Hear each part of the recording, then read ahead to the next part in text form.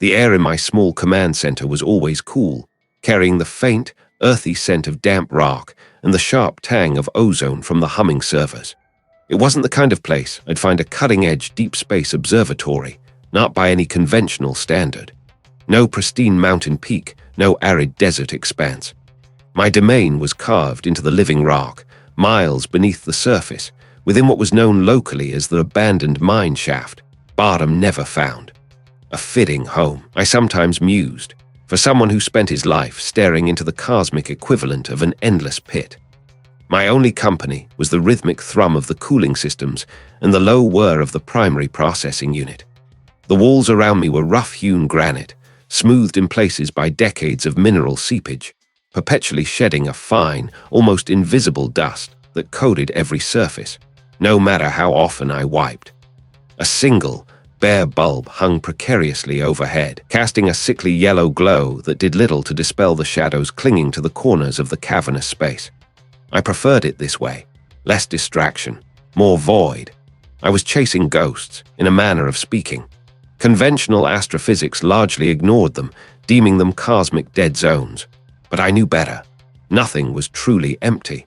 My custom-built array, a marvel of sensitive instrumentation buried even deeper, shielded from every conceivable terrestrial interference, was tuned to an incredibly narrow frequency band. Anything that defied the expected uniformity. It was painstaking work, often mind-numbingly dull. Days bled into weeks, filled with the monotonous scroll of data, the gentle hum of the screens displaying perfect, expected cosmic noise. It was textbook emptiness, a region I'd been monitoring for months, accumulating baseline data. The visual feeds showed only the velvet black, punctuated by the occasional distant galaxy, faint and smeared. The spectral analysis was equally bland, the predictable, uniform hiss of the cosmic microwave background, a thermal echo of the Big Bang itself. Then, a flicker. My eyes, accustomed to the subtle nuances of cosmic noise, caught it. A sharp, almost imperceptible spike on the primary oscillograph, a sudden deviation from the expected Gaussian distribution. It was gone as quickly as it appeared, a ghost in the machine. I leaned forward, my chair groaning softly on its worn casters. My fingers danced over the keyboard, calling up the incident log. False positive, I muttered to myself, the words feeling foreign in the quiet. Probably just a cosmic ray or a power fluctuation. The systems here were robust, but nothing was infallible. I rerouted the Epsilon-7 feed through a secondary filter bank, a redundant system designed to weed out transient interference. The data streamed back, clean, smooth, utterly featureless, just as it should be. I sighed, leaning back, the tension in my shoulders easing. Another phantom, another moment of false alarm in the endless vigil. I took a sip of lukewarm coffee from my chipped mug, the bitter taste a familiar comfort. The digital clock on my main display glowed 03:17. Another few hours before sunrise, another few hours of listening to the universe breathe its silent, predictable breath. But then it happened again.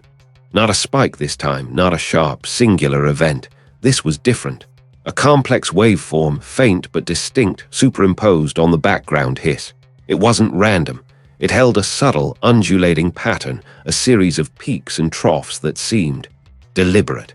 It lasted for perhaps 3 seconds before dissolving back into the static. My breath hitched. I put the mug down, a little too hard, the ceramic clinking against the metal desk. I pulled up the raw data, bypassing all filters. There it was, stark against the expected flatline, a series of nested curves, a fractal-like complexity that screamed information, not noise. And it wasn't repeating, not exactly. Epsilon-7 was empty. It was a vacuum. There was nothing there to generate such a signal. No star, no nebula, no known astronomical object. It was a region utterly devoid of any detectable energy source. I ran a full diagnostic on the array itself, checking every sensor, every cable, every circuit. The results came back green across the board. The instruments were functioning perfectly. I initiated a comparative scan, pointing the array at a known, stable celestial object, a distant quasar, its emissions a constant beacon. The quasar's signature was textbook, pure, unadulterated, expected. My gaze drifted back to the Epsilon-7 feed, now showing only the familiar, monotonous hiss. The signal was gone. Just another transient, my rational mind insisted. A glitch, a fluke, an anomaly too brief to be truly significant. But the image of that complex waveform was seared into my mind. It was too structured, too intricate to be random thermal noise. It was too specific. My rational brain, the one that had spent decades dissecting the universe into predictable equations, fought against the rising tide of something unquantifiable. It was a feeling I rarely encountered, a profound sense of wrongness. What if it was just waiting for me to listen close enough? I found myself leaning in again, my eyes fixed on the blank screen where the signal had been. My fingers hovered over the keyboard. I could dismiss it. I could log it as an unidentified, unrepeatable artifact and move on. It was the sensible thing to do, the scientific thing. I typed out a new entry into the log, bypassing the usual automated categorization. Anomaly detected. Complex, non-repeating waveform. Further analysis required. My fingers trembled slightly as I hit enter. What had I just stumbled upon? And why did the thought of finding out make my skin feel too tight for my bones? Desert expanse. My observatory was an anomaly, a secret burrow carved deep into the earth, nestled within the antechambers of an abandoned mine shaft, bottom never found. I had chosen it for its perfect isolation, the sheer mass of rock above providing an impenetrable shield against terrestrial interference. Now, that same isolation felt like a heavy blanket, muffling the outside world, leaving me alone with the hum of my machines and the impassable data they were sifting. I leaned forward, my breath fogging slightly on the cool air, and began the initial sweep. The signal, which I had tentatively labeled Void 1, was a whisper, faint and almost drowned out by the cosmic background noise. But it was there, an undeniable presence on the spectral graph, a tiny, jagged peak amidst the rolling hills of static.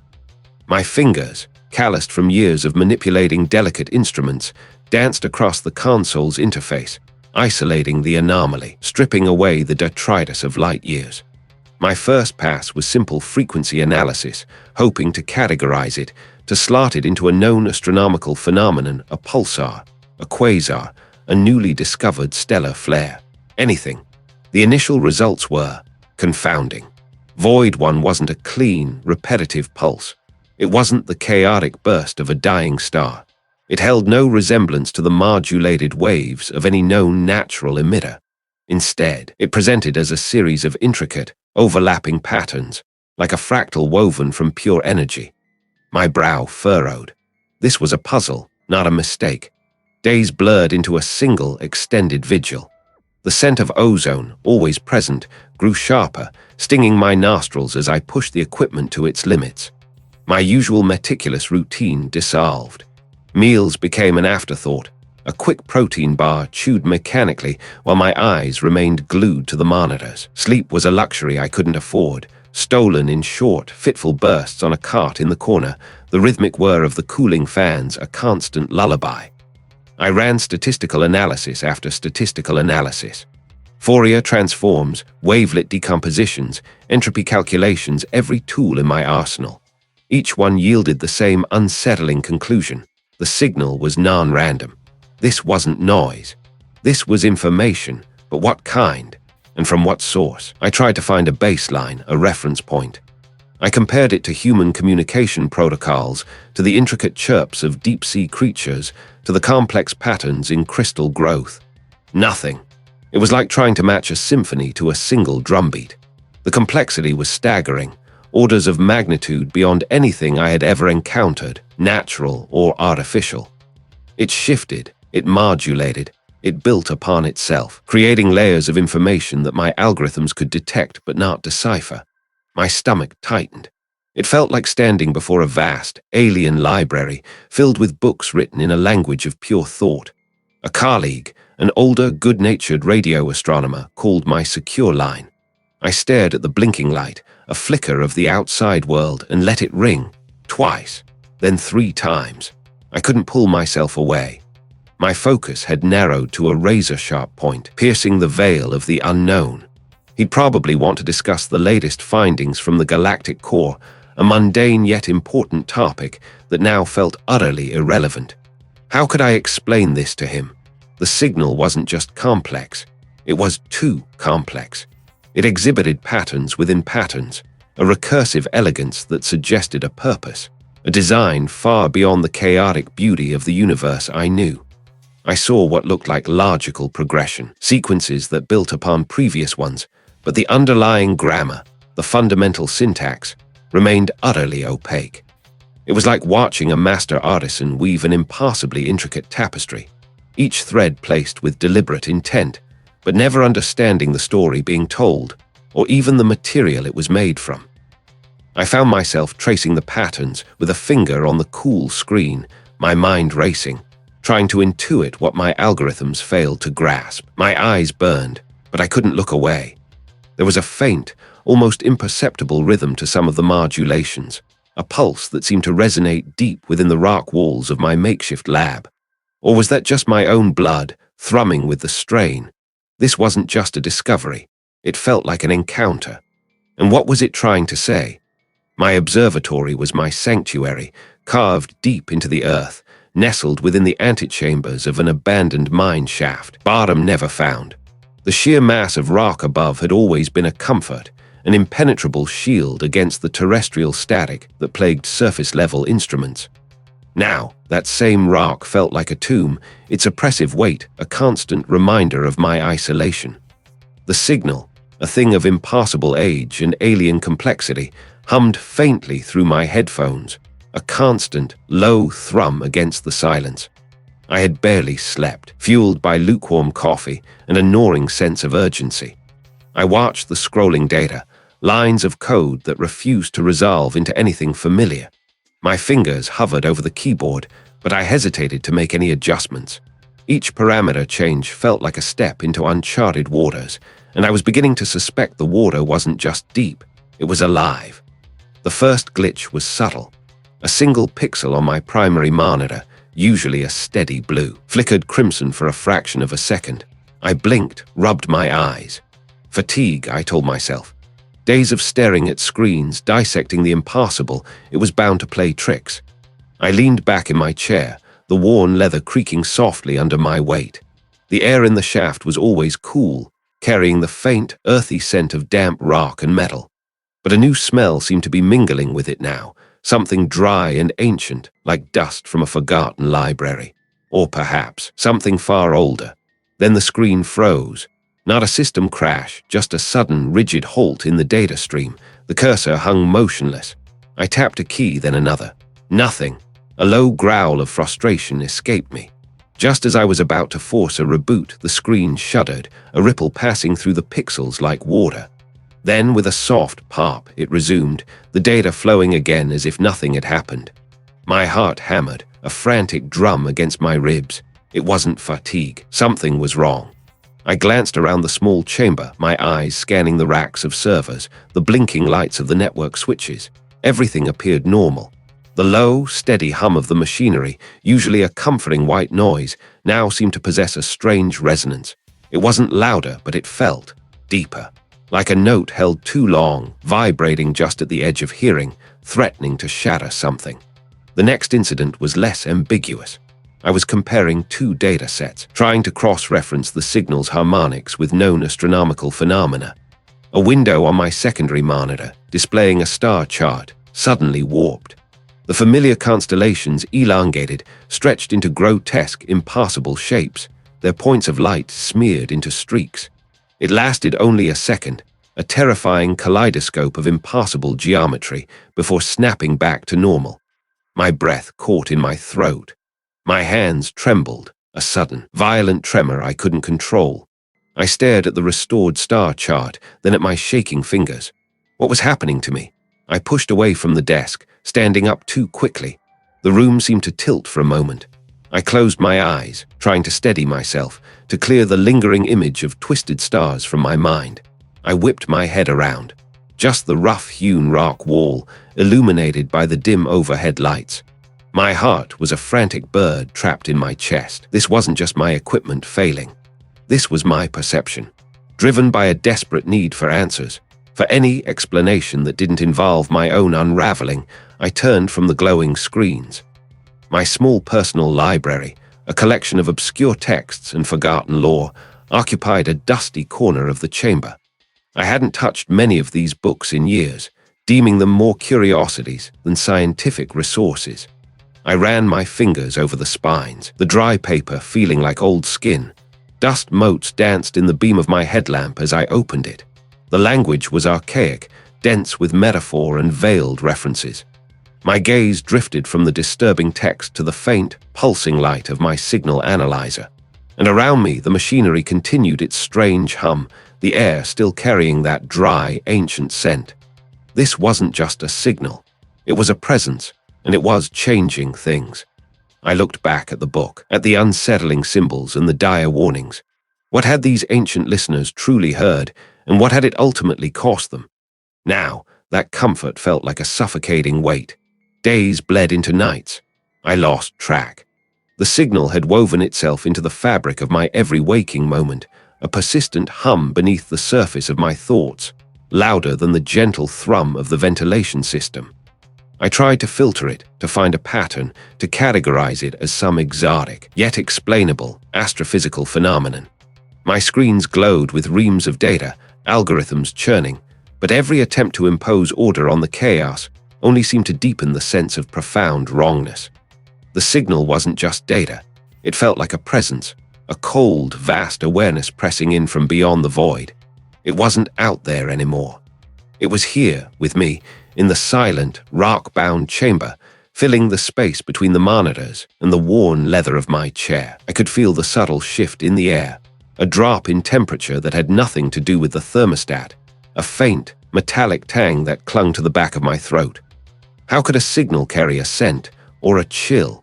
Sleep, when it finally dragged me down, offered no escape. My dreams had become landscapes of impossible geometry. I saw angles that defied Euclidean space, structures that twisted inward upon themselves, their surfaces shimmering with light that was more a vibration than a color. There were no stars in this dreamscape, only an infinite, crushing emptiness, vast beyond comprehension, and within that emptiness, a sense of scale that dwarfed mountains, dwarfed planets, dwarfed galaxies. It wasn't a visual presence, not truly.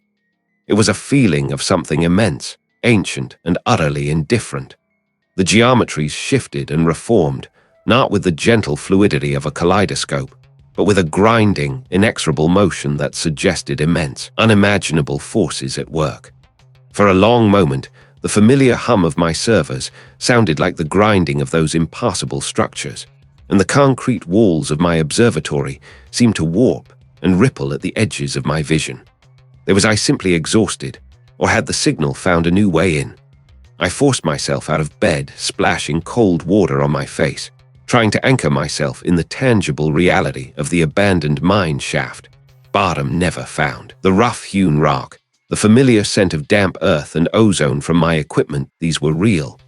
The dreams were just that, dreams, the product of an overstressed mind wrestling with unprecedented data. I made strong coffee, the bitter warmth a welcome jolt, and tried to focus on the mundane, on calibrating a sensor array, checking power fluctuations. But the feeling persisted. It was a subtle thing at first, a flicker in my peripheral vision, a momentary distortion in the straight lines of my monitor frames. Nothing, just the regular, comforting glow of data. Then, as I reached for my mug, the surface of my desk seemed to waver, the smooth laminate blurring into something else, something with a texture like dried, flaking skin. The air grew heavy, thick with that metallic tang, and the temperature plummeted, raising goosebumps on my arms. My breath hitched. The walls around me, the solid, comforting rock and concrete, began to shift, not dramatically, not like an earthquake, but subtly, insidiously. The sharp corners of the room softened, then bent inward, creating impassable curves. The light from my overhead LEDs elongated, stretching into thin, shimmering filaments that pulsed with that same neon color from my dreams. They were here in my sanctuary, superimposed over my reality. The presence intensified, a profound, crushing emptiness that stole the air from my lungs and pressed down on my skull. It wasn't just a signal anymore. It was an intrusion, a direct assault on my senses, on the very fabric of my perception. I pressed my palms against my eyes, hard, trying to squeeze the visions away, trying to force my mind back to the familiar, the rational. When I finally dared to look again, the room was normal, perfectly normal. The desk was solid, the walls straight, the light steady. Was I losing my mind? My scientific training screamed for an explanation, for a neurological cause, a chemical imbalance, anything that could rationalize what I was experiencing. But the consistency, the terrifying coherence of these visions, bridging my sleep and my waking hours, defied easy dismissal. My hands trembled, my focus scattered like dust motes in a sunbeam. I paced the small observatory, running my fingers over the cold metal of my server racks, touching the smooth glass of my monitors, trying to ground myself in the undeniable physicality of my surroundings. The familiar squiggles and peaks, the incomprehensible patterns, pulsed on the screen. As I watched, the lines began to ripple, to flow, to coalesce not into numbers or graphs, but into shimmering, ephemeral representations of those impassable geometries. They were not just on the screen. They seemed to emanate from it, expanding into the air, filling the observatory with their silent, grinding presence. It was looking back. The signal wasn't just sending data. It was opening a door, and something was stepping through, not into my physical space, but into the very architecture of my mind. What would happen when the door opened all the way? The cool, damp air of the abandoned mine shaft, bottom never found, usually a balm against the relentless hum of my instruments, had begun to feel different, not colder, not warmer, but thicker, like breathing through a veil of ancient dust. The signal, a constant, insidious thrum against the bedrock of my perception, had woven itself into the very fabric of my thoughts. It wasn't just data anymore. It was a presence, a subtle weight behind my eyes, a pressure against my temples that intensified with every cycle of the deep space array.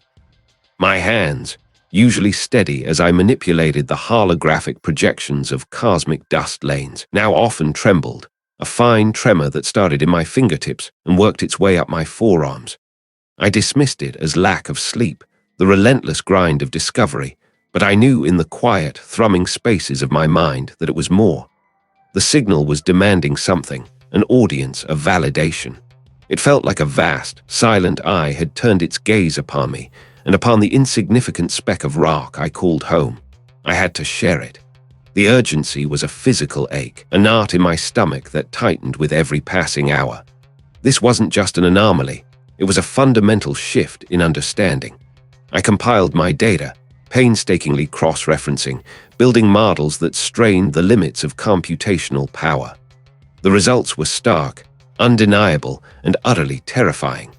I scheduled a presentation with a select group of colleagues, not the usual grand departmental colloquium, but a smaller, more intimate gathering, hoping to convey the sheer, unsettling magnitude of my findings without inciting outright panic. I walked into the conference room, the hum of the signal a low thrum in my ears, making the fluorescent lights seem too bright, the air too thin. A senior researcher, a man whose work I had always admired, offered a hesitant smile. The department head, usually so composed, looked at me with an unreadable expression. I began. My voice, when it emerged, felt foreign, strained, as if it belonged to someone else. I showed them the spectral analysis, the impassable energy signatures, the sheer, crushing scale of the void from which the signal emanated. My carefully prepared slides, meant to illustrate complex astrophysical phenomena, instead seemed to project distorted, swirling patterns that shifted subtly at the edges of my vision. I spoke of the signal's conscious nature, its impassable age, its defiance of every known law of physics. I felt a flush spread across my face. My words tumbled out, faster and faster, a flood of data mixed with the overwhelming, subjective truth of what I was experiencing. I saw the change in their faces. The initial curiosity gave way to confusion, then to a thinly veiled concern. The senior researcher shifted uncomfortably in his seat, his gaze flicking from the screen to my agitated hands. He asked me to repeat a crucial data point, but my mind was a whirlwind of implications, not numbers. I found myself gesturing wildly, trying to describe the feeling of the signal, the way it altered my perception of time and space, the vastness of the entity it implied. "Raj," the department head interrupted, his voice carefully modulated. "Perhaps we should take a break. You seem overtaxed." Overtaxed. I was on the precipice of revealing a truth that would shatter their comfortable universe, and he thought I was tired. They didn't understand. They couldn't, or perhaps they wouldn't. I gathered my papers, the rustle a loud accusation in the sudden quiet. The emails started trickling in a few days later. Polite, concerned, suggesting I take a sabbatical. My research grant, they hinted, might need a review. Calls went unanswered. Invitations to collaborative projects simply stopped arriving. But the signal didn't care about their polite dismissals. It intensified, a constant, low hum that vibrated through the very rock of my observatory, deep within the abandoned mine shaft, bottom never found. It demanded answers, and if the conventional paths were closed, I would find others. I turned away from the glowing screens of my arrays, away from the sterile, logical frameworks of modern astrophysics.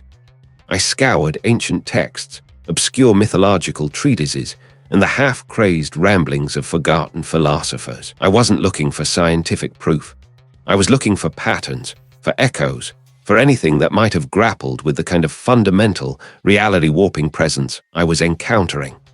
I found them, not in equations or empirical data, but in narratives of primordial chaos, of entities that existed before creation, of forces that shaped the very fabric of existence from beyond the reach of human comprehension. Descriptions of overwhelming scale, of senses not meant for mortal minds, of a subtle, pervasive madness that touched those who dared to glimpse too deeply. The parallels were unnerving, precise in their vagueness. These texts warned of the folly of seeking such knowledge, of the inevitable unraveling of the self. My fingers traced the brittle pages, the faint, musty smell of ancient paper filling my nostrils. Was this what I had stumbled upon? And what would happen if it truly stirred? The silence of the abandoned mine shaft, bottom never found, was a living thing, heavy and cold. It pressed in, a physical weight that had grown accustomed to my presence, perhaps even accepted it. My colleagues' dismissal still gnawed at me, a dull ache beneath the frantic thrum of my own conviction. Overtaxed. They spoke of fatigue, while I felt a terrifying clarity, a sharpness that cut through the mundane veil of their comfortable world. I had slept little, fueled by lukewarm coffee and the insistent, silent hum of the signal data, which now seemed to vibrate not just through the console, but through the very bones of the earth around me. Days blurred. The air, thick with the scent of damp rock and old rust, seemed to grow denser, harder to breathe. My fingers, numb from endless keystrokes, moved with an autonomy I barely recognized. The algorithms I had painstakingly crafted, designed to find patterns in chaos, were failing, not because they were flawed, but because the signal wasn't chaos. It was an order so alien, so profoundly structured, that my human logic simply couldn't grasp its foundational principles. It was like trying to understand an ocean by observing a single raindrop. I had been staring at the visualization for hours, a shimmering, multidimensional construct that pulsed with an internal, unseen rhythm. It wasn't a waveform. It wasn't a frequency modulation. It was a tapestry of pure information, woven from something beyond light and sound. My mind, pushed to its absolute breaking point, began to fracture, or perhaps to open. A sudden, jarring thought struck me, not a logical deduction, but an intuitive flash that felt less like my own insight and more like a whisper from the void itself. What if the problem wasn't in decoding it, but in perceiving it? What if the signal wasn't meant to be translated, but experienced? My eyes burned. The shimmering pattern seemed to ripple, to shift, no longer just on the screen, but in the very air before me. A low thrum, not from the equipment, but deep within my chest, started to resonate. It wasn't a sound I could hear with my ears, but a vibration that bypassed them entirely, settling directly in my nervous system. Then it happened. A surge, not of data, but of understanding. It wasn't a language I could speak or write. It was a direct download, a conceptual torrent that bypassed my analytical mind and slammed into my consciousness with the force of a cosmic wave. The first concept was scale, not just numerical vastness, but a crushing, indifferent scale. My perception of the universe, of galaxies and nebulae, shattered into trivial fragments. I saw, not with my eyes, but with an internal vision, structures so immense they dwarfed entire clusters of galaxies, swirling and coalescing in a dance of incomprehensible slowness. Humanity, our struggles, our triumphs, our sciences, our very planet, they were less than dust, less than a single, unobserved atom in the vast, uncaring expanse of true reality.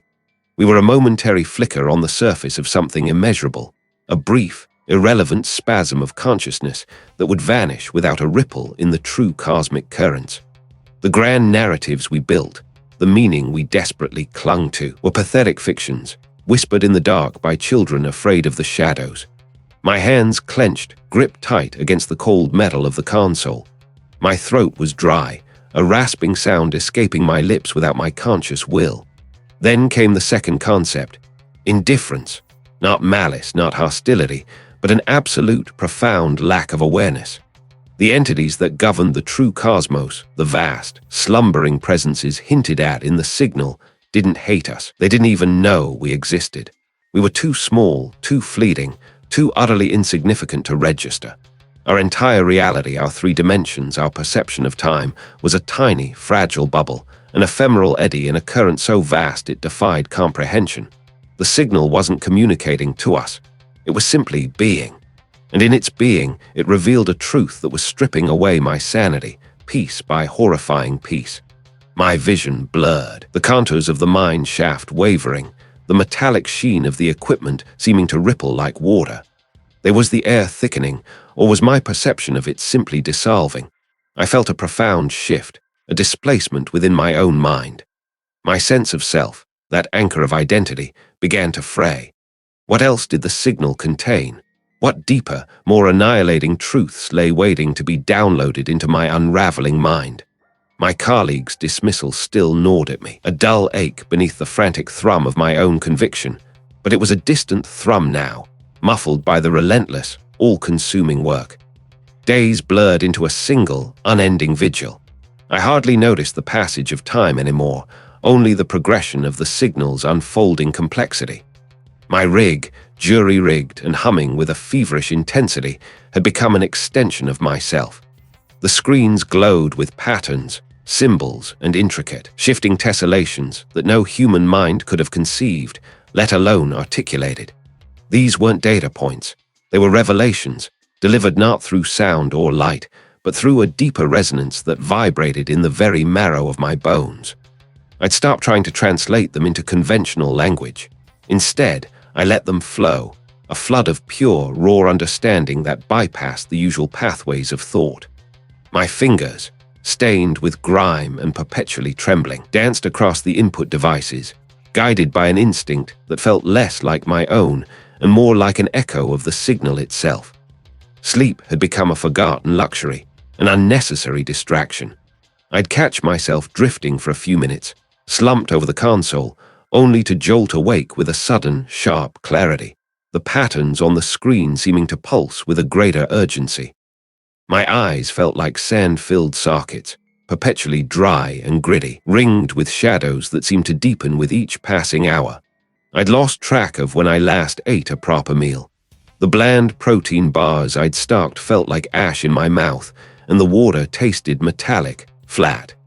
My reflection, caught in the polished surface of a discarded piece of equipment, startled me sometimes. The detachment began subtly. A call from a distant relative went unanswered. An email from the facility manager about overdue equipment rentals was deleted unread. The concerns of the outside world, once paramount, now seemed utterly trivial, a faint buzzing from a forgotten dimension. How could the mundane squabbles of humanity hold any weight against the vast, ancient truth that was unspooling before me? The signal had gifted me a new lens through which to view existence, and everything else felt like dust. Then came the distortions. At first, I dismissed them as fatigue, a trick of the exhausted mind.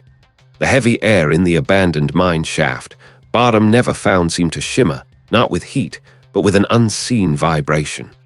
The rough-hewn rock walls, usually a uniform grey-brown, would sometimes ripple, their surfaces appearing to breathe, like the hide of some colossal, sleeping beast. I'd blink, rub my eyes, and they'd return to their solid, inert state. But the memory of the ripple lingered. A faint afterimage burned onto my retina. The sounds, too, began to shift. The constant drip of water, the faint groan of the ancient timbers supporting the shaft, the rhythmic hum of my equipment, these familiar noises, would occasionally layer themselves with something else. A faint, deep resonance, like a distant, impassably slow heartbeat, thrumming just beneath the threshold of hearing. It wasn't a sound that entered my ears in the conventional sense. It resonated directly in my chest, a low, persistent pressure that intensified when the signal's patterns on the screen grew particularly complex. One morning, or what I assumed was morning based on the fading glow of my battery-powered lantern, I reached for a discarded piece of cable. My fingers brushed against the coiled plastic, and for a fleeting moment, it felt wrong. The texture was alien, like touching a calcified root or an ancient, petrified sinew. I snatched my hand back, a jolt of revulsion running through me. I stared at the cable. It was just a cable, dull gray, insulated wire. I touched it again, cautiously. Smooth, hard plastic. My heart hammered against my ribs. The air itself seemed to thicken sometimes, taking on a viscous quality. My understanding of the signal deepened, certainly. I was grasping concepts that would shatter conventional physics, insights into the fundamental nature of spacetime and existence itself, but the price was steep. My perception of reality was no longer a constant. It was fluid, mutable, seemingly at the whim of this ancient, non-terrestrial presence. The world outside the shaft, the one I used to inhabit, felt increasingly distant, like a dream I was slowly forgetting. This place, this echoing chamber of rock and raw truth, was becoming my sole reality. What else would it show me? And what would be left of me when it was done? He'd called it an echo, a fluke, a miscalibration.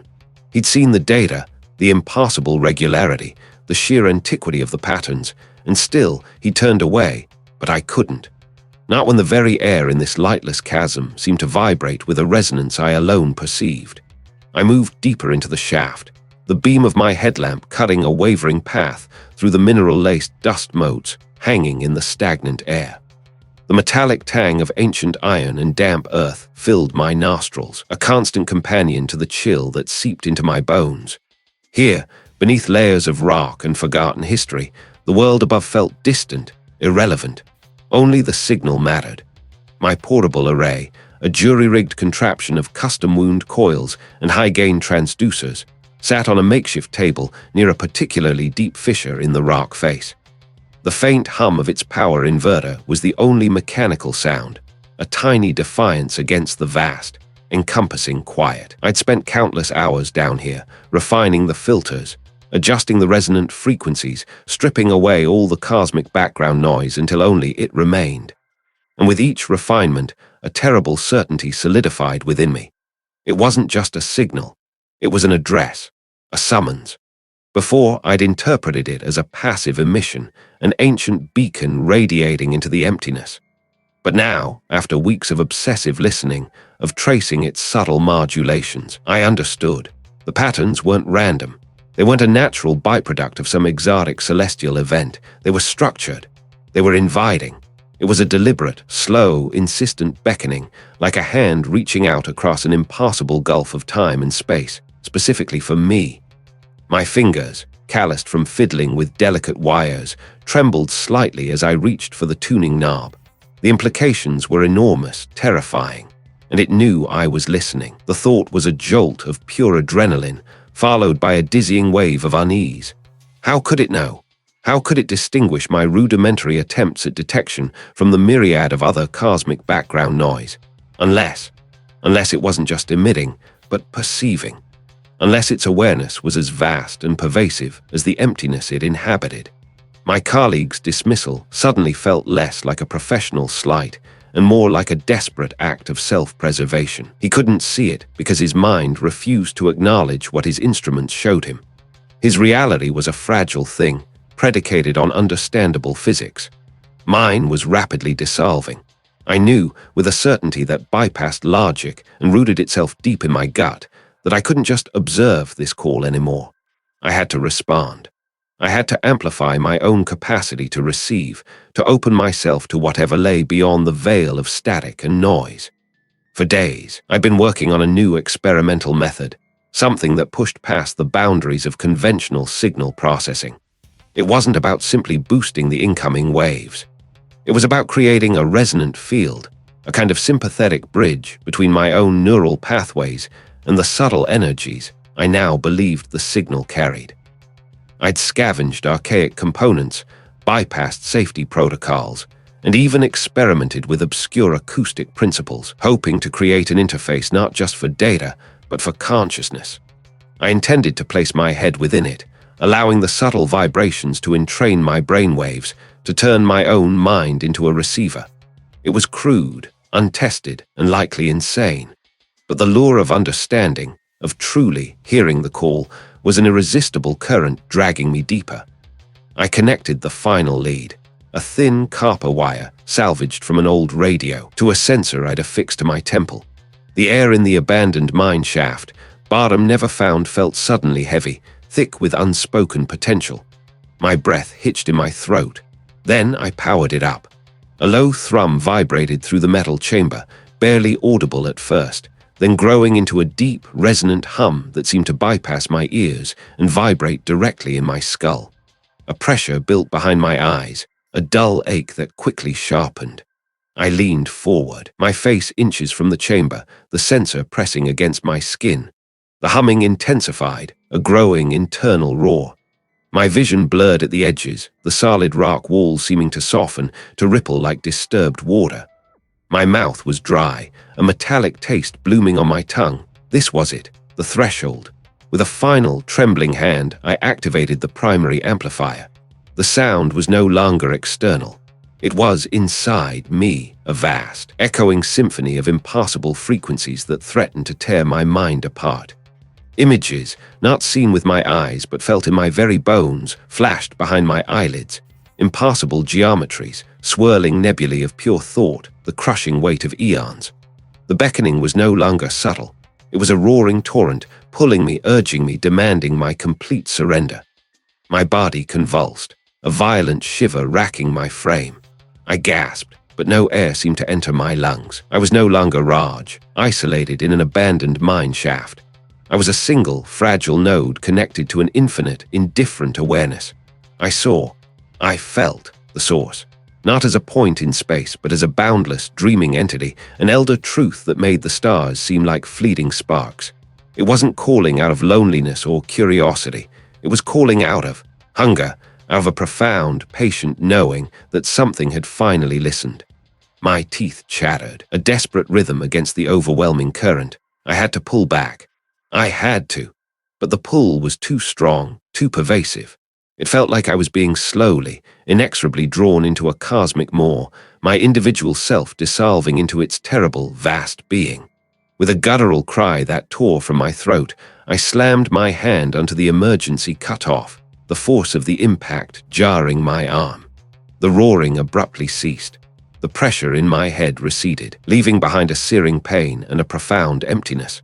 My vision cleared, though the walls of the abandoned mine shaft, Barham never found, still seemed to waver, their solidity an illusion. My hands were shaking uncontrollably, my entire being vibrating with residual energy. I had touched it, and it had touched me back. But what had I truly seen in that terrifying glimpse? And more importantly, what had it seen in me? My colleague's dismissal still gnawed at me, a dull ache beneath the frantic thrum of my own conviction. But down here, in the damp, echoing more, his words felt like distant, irrelevant whispers. Only the signal mattered now. I had recalibrated the modified sensor array, pushing it past its designed limits, past what any sane engineer would recommend. The makeshift power source hummed, a strained, protesting sound that vibrated through the rock floor and up into my boots.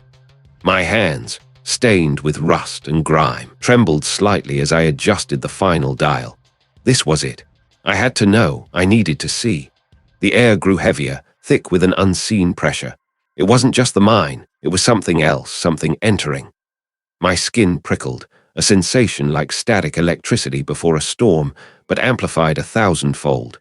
The low thrum of the equipment deepened, resonating not just in my ears, but in my bones, a deep, resonant hum that felt like the very bedrock was singing. My vision blurred for a moment, the flickering headlamp on my hard hat seeming to dim, then flare with an unnatural blue-white intensity.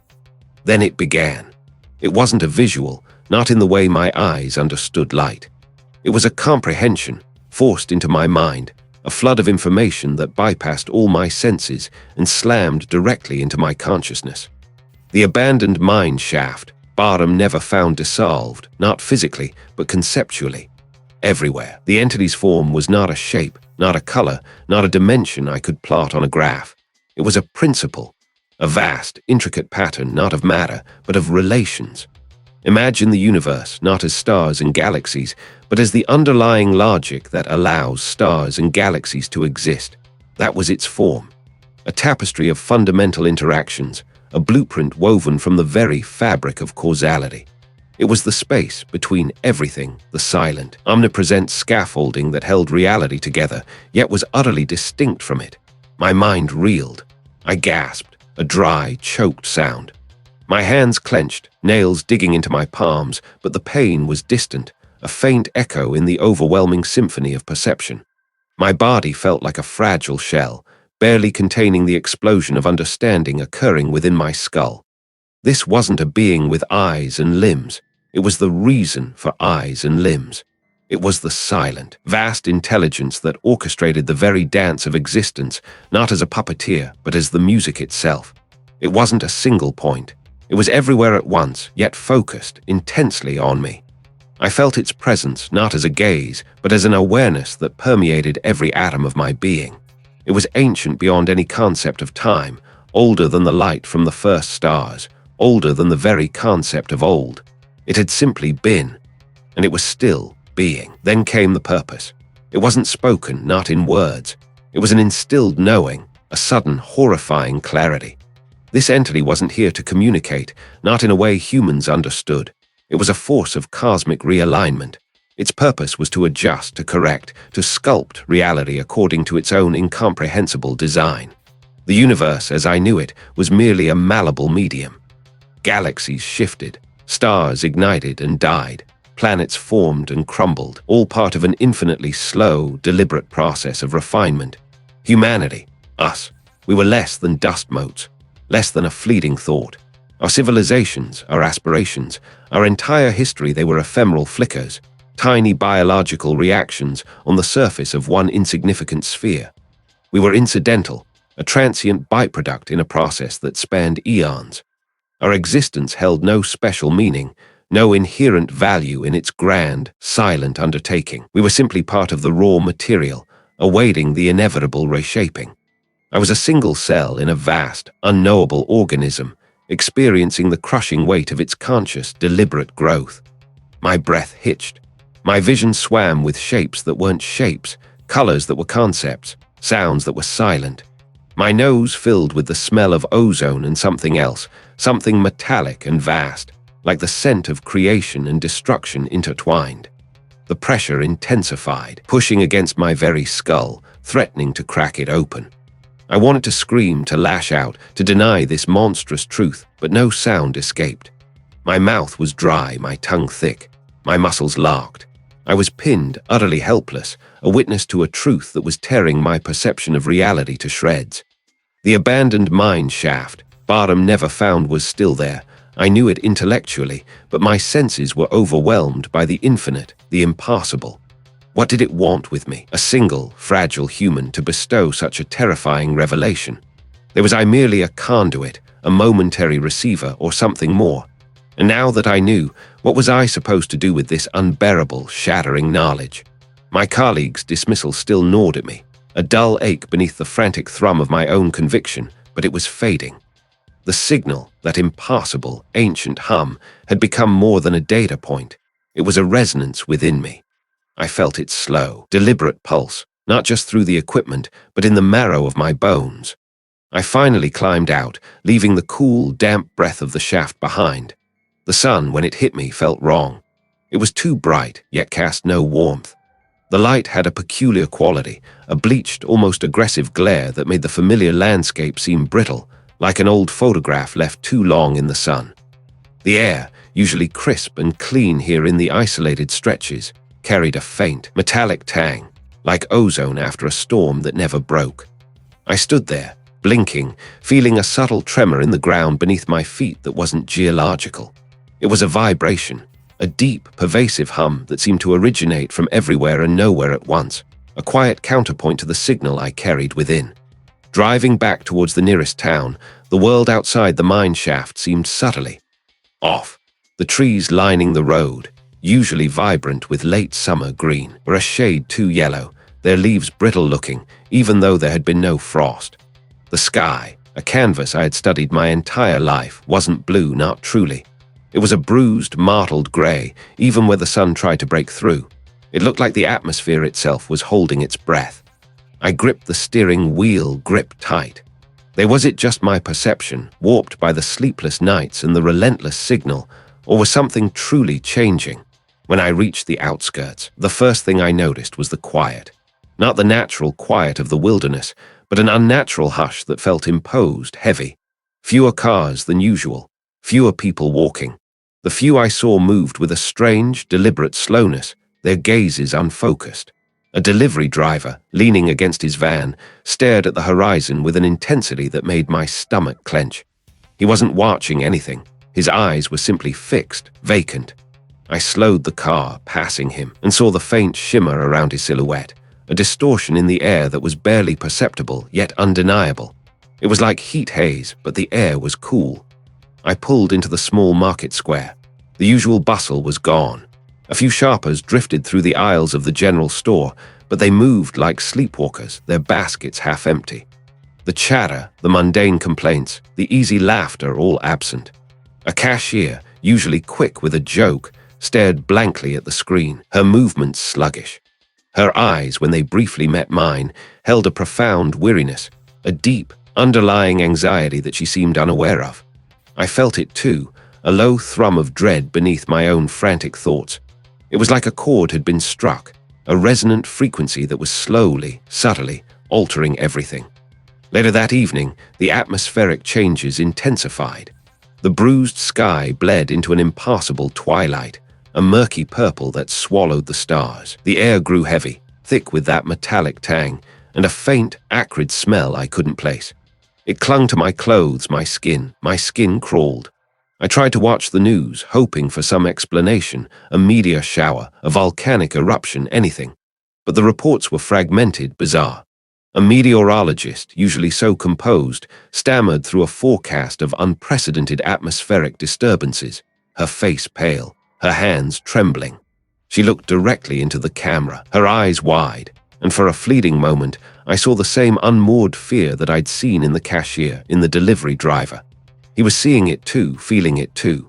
Reports began to surface, vague and unsettling, of mass psychological shifts. The expert looked unwell, his tie askew, his voice thin. He spoke of a collective hallucination of shared melancholy. But I knew better. I felt the signal, the presence, growing stronger, radiating outwards from me, from the abandoned mine shaft, bottom never found. I was a conduit, an unwilling antenna, receiving the truth and watching it seep into the world, distorting reality for everyone. The sky outside my window pulsed with a faint, internal light, like a dying ember. The air tasted of ash and something else, something ancient and vast. My own thoughts felt stretched, thin, as if the edges of my mind were fraying. Was this what it felt like to have the veil pulled back, not just for me, but for all of us? What would happen when everyone saw what I saw, felt what I felt, without the context I now terrifyingly understood? He'd called it a delusion, a phantom signal born of overwork and isolation. But the hum I felt, deep in my bones, the one that resonated with the impassable frequency I'd tracked, was no phantom. It was a truth. And this shaft, this deep, forgotten scar in the earth, was where that truth had decided to make itself known. I adjusted the headlamp, its beam cutting a weak circle in the absolute dark.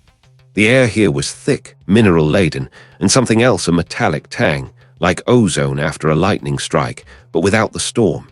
just a constant, low thrum against my eardrums. I'd been down here for hours, maybe days, the concept of time blurring into a meaningless smear. My supplies were dwindling, but hunger and thirst were distant concerns, overshadowed by the growing intensity of the signal. I moved deeper, my boots crunching on loose rock, each step echoing into the vast emptiness. The walls, rough-hewn and glistening with moisture, seemed to absorb the light from my lamp rather than reflect it. Sometimes, I swore the rock faces shifted, not collapsing, but subtly altering their angle when I wasn't looking directly. A fleeting impression of a corner that wasn't there a moment ago, a surface that seemed to curve inward, defying geometry. My breath hitched, but the feeling persisted, a growing certainty that the very structure of this place was becoming mutable. What was happening to the stone around me? The air grew heavier, pressing against my chest. My lungs burned with each inhale, as if I were breathing water instead of air. A low, resonant thrum began to fill the shaft, not from my equipment, but from the very rock itself. It vibrated up through the soles of my boots, through my bones, into my skull. My vision blurred. The single point of my headlamp fractured into multiple, overlapping beams, painting impassable patterns on the cave walls. They weren't solid, yet they were, like holes punched in reality, through which I glimpsed something. I stumbled, bracing myself against a wall that felt suddenly slick, almost gelatinous beneath my gloved hand. My stomach churned. The thrum intensified, becoming a roar that vibrated through my very core, threatening to shake me apart. I squeezed my eyes shut, trying to orient myself, but the disorientation only worsened. When I opened them again, the shaft had changed. The tunnel ahead didn't continue in a straight line, but twisted upwards, then sideways, then downwards in an Escher-like impassability. A natural law, the simple truth of three-dimensional space, had just been casually discarded. My mind reeled, trying to reconcile the impassable vision with what my eyes were seeing. This wasn't an illusion. This was real. What was I seeing? A wave of nausea washed over me, so potent it brought me to my knees. I gasped for air, but the atmosphere felt thin, somehow stretched. My ears popped, then rang with a high-pitched whine that cut through the deep thrum. I clutched my head, my fingers digging into my scalp. It felt like my skull was expanding, or perhaps compressing, under an immense, unseen force. I tried to scream, but no sound escaped. My throat was constricted, my vocal cords paralyzed by the sheer, overwhelming pressure. The impassable geometry solidified around me. The rock walls now flowed like liquid, forming impassable angles and curves that defied any known physics. Then came the sound. Not the thrum nor the whine, but something else entirely. It was a chorus, vast and ancient, rising from the impassable depths of the abandoned mine shaft, bottom never found. It wasn't a language, not in any terrestrial sense. It was a symphony of cosmic agony and boundless, terrifying joy, woven from frequencies that bypassed my ears entirely and resonated directly within my consciousness. I heard voices, millions of them, screaming, crying, laughing, all at once, not in my head, but through it, as if my mind had become a conduit for a billion other minds, all experiencing the same horrifying, wondrous awakening. My teeth chattered, my entire body convulsing uncontrollably. The veil was tearing. The truth was leaking through. My vision cleared, briefly, savagely. I saw the air shimmering, not with heat, but with something else, a distortion that pulled and stretched the light. And within that shimmering distortion, I saw it.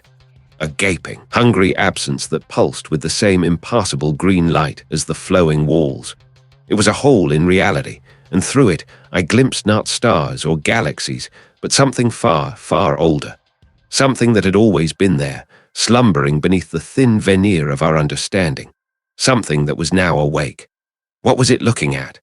My colleague's dismissal still gnawed at me, a dull ache beneath the frantic thrum of my own conviction, but it was fading now, a distant whisper against the roaring tide building within this ancient stone. I no longer cared for their validation, their cautious skepticism. Their world felt thin, a fragile membrane I was about to pierce. The air itself seemed to thicken, a palpable humidity clinging to my skin, yet it wasn't water vapor. It was something else, a profound density that vibrated against my teeth, down into my bones. I could feel the signal now, not through the intricate circuitry of my makeshift receiver, but directly, a resonance in my chest, a deep, slow pulse that mirrored my own heart, yet felt infinitely older. It was no longer an anomaly I observed. It was a truth I was becoming. My hands, usually steady, trembled as I adjusted the final connections, securing the last wire to the crude antenna I'd fashioned from salvaged copper. The metal felt strangely warm, almost alive beneath my touch, humming with an internal current that had nothing to do with the battery pack. My breath hitched, a shallow gasp in the heavy air. The mine shaft stretched above and below me, an impassably vast throat swallowing the light, and I was at its deepest accessible point, a tiny, insignificant mote about to witness something colossal. Was I ready for what came next? The thrum intensified, vibrating through the very rock. The air grew sharp, metallic, a taste like old pennies on my tongue, but also something else, something vast and desolate, like the deepest vacuum of space brought to bear on my senses. My eyes began to water, not from dust, but from an unfamiliar pressure behind them, as if the optic nerve itself was being subtly reshaped. I felt lightheaded, a dizzying nausea swirling in my gut, threatening to pull me down onto the damp, gritty floor. I clenched my jaw, pushing through the physical discomfort, focusing on the signal, allowing it to wash over me. It wasn't a sound, not truly, but a profound understanding that bypassed my ears entirely. It entered through my skull, through my skin, a wave of pure information that wasn't language, wasn't imagery, but something far more fundamental. My thoughts, once neatly ordered, began to fray at the edges, unraveling like old cloth. Concepts I held sacred, time, space, causality, began to twist, to fold in on themselves, revealing hidden dimensions, impassable geometries. It was not empty. It was the space between their dreams, a terrible active consciousness.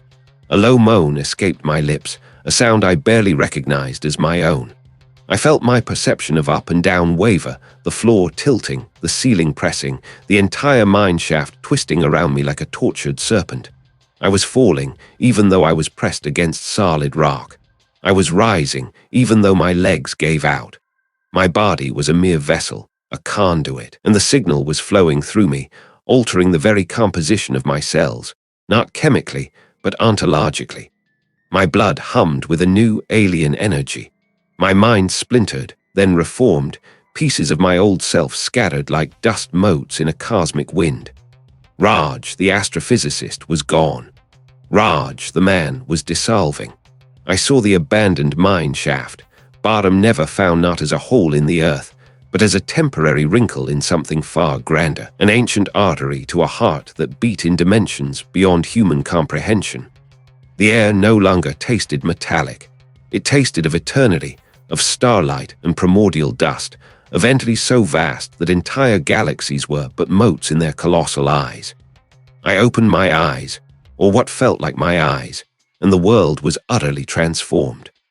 The lantern light was a quaint, insignificant glow against the true illumination that now pulsed from everything around me. The rock walls were translucent, shimmering with intricate patterns of energy, showing me the veins of cosmic power that flowed beneath the crust of the earth, connecting to something vast and slumbering below.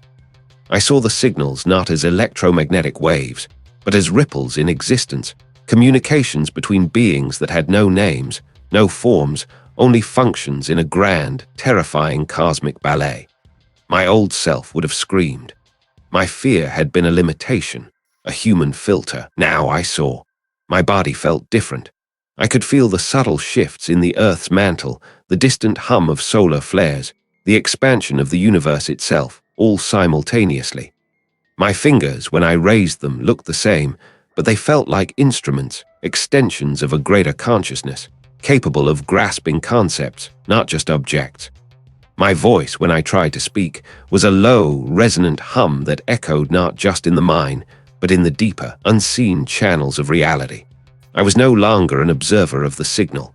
I was a part of it, a node, a conduit, a new kind of eye for an ancient, awakening entity. What purpose would this new sight serve? They called it an anomaly, a phantom echo from a dead universe, but I knew. I felt it. I adjusted the crude array of sensors I'd jury-rigged, the wires snaking across the damp, uneven floor of the abandoned mine shaft Barham never found. The air here was thick with the scent of wet earth and something else, something metallic and ancient, like deep-seated rust from forgotten ages.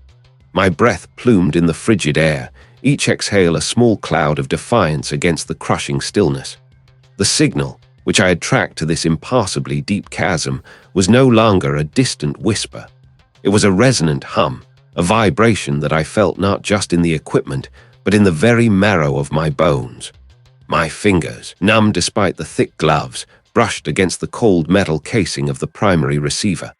The device, which had once rendered neat, incomprehensible patterns on its screen, now pulsed with an erratic internal light, its readings a chaotic scramble of waveforms and impassable frequencies. It was no longer translating. It was responding. It wasn't just out there anymore.